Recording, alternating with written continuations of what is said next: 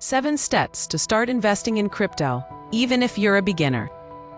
Want to start with crypto but feel totally lost? Chill. Here's how to go from zero to investor, step by step. Start with learning, not buying. Watch a few beginner-friendly videos or read a simple guide. Understand what Bitcoin and blockchain actually are. Hit the safe exchange. Use trusted platforms like Binance or Coinbase. Check reviews and local availability first. Buy just a little. You don't need to go all in. Start with $10 or $20 just to see how it works. Don't skip the wallet.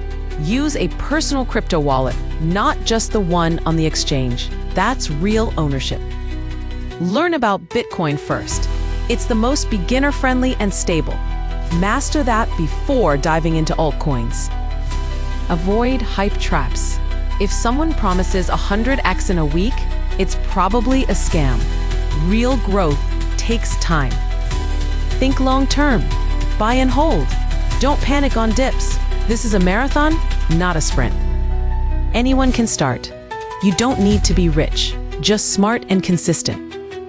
Save this to come back when you're ready to start. What's stopping you from getting into crypto?